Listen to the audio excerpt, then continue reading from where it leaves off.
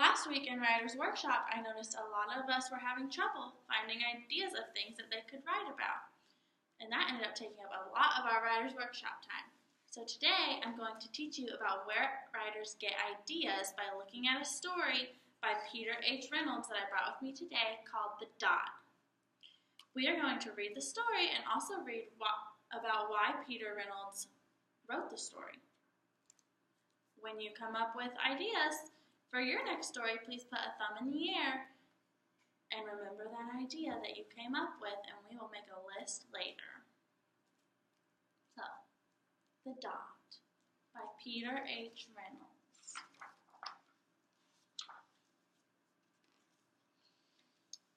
Art class was over, but Vashti sat glued to her chair. Her paper was empty. Vashti's teacher leaned over the blank paper. "Ah, a polar bear in a snowstorm," she said. "Very funny," said Vashti. "I just can't draw." Her teacher smiled. "Just make a mark and see where it takes you." Vashti grabbed a marker and gave the paper a good strong jab. "There." Her teacher picked up the paper and studied it carefully. She pushed the paper toward Vashti and quietly said, "Now sign it." Vashti thought for a moment. "Well, maybe I can't draw, but I can sign my name." The next week, when Vashti walked into art class, she was surprised to see what was hanging above her teacher's desk. It was a little dot she had drawn, her dot, all framed in swirly gold. I can make a better dot than that." She opened her never-before-used set of watercolors and set to work. Vashti painted and painted. A yellow dot, a green dot, a red dot, a blue dot. The blue mixed with the red, she discovered that she could make a purple dot. Vashti kept experimenting. Lots of little dots in many colors. "If I can make little dots, I can make big dots too." Vashti splashed her colors with a bigger brush on bigger paper to make bigger dots. Vashti even made a dot by not painting a dot. At the school art show a few weeks later, Vashti's many dots made quite a splash. Vashti noticed a little boy gazing up at her. "You're a really great artist. I wish I could draw," he said. "I bet you can," said Vashti. "Me? No, not me. I can't draw a straight line with a ruler." Vashti smiled. She handed the boy a blank sheet of paper. "Show me." The boy's pencil shook as he drew his line. Vashti stared at the boy's squiggle, and then she said, "Please, sign it." So, now let's read why Peter Reynolds wrote this book. Peter H. Reynolds is committed to honoring the creative spirit in all children, even grown-up children.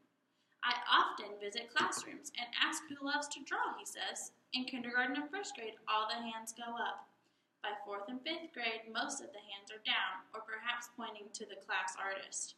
It's sad to see creative energy slowing down, being packed away. I am convinced it's because they learn early that there are rules to follow. But when it comes to expressing yourself, you can change the rules, stretch them, or ignore them and dive headfirst into the unknown."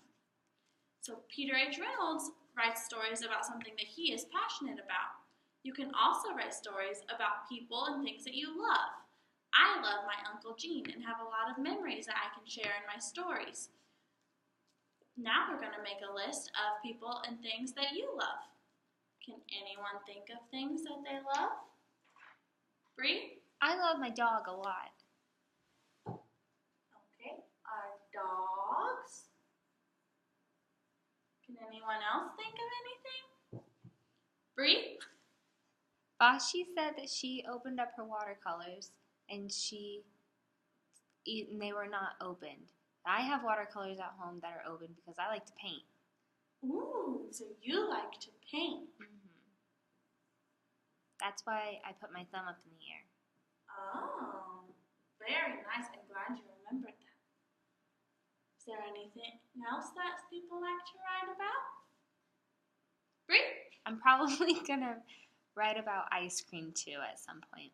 Ice cream. I love ice cream. It's my favorite, especially for dinner. Okay. So let's take a few seconds to tell our neighbors about something that we might be writing about.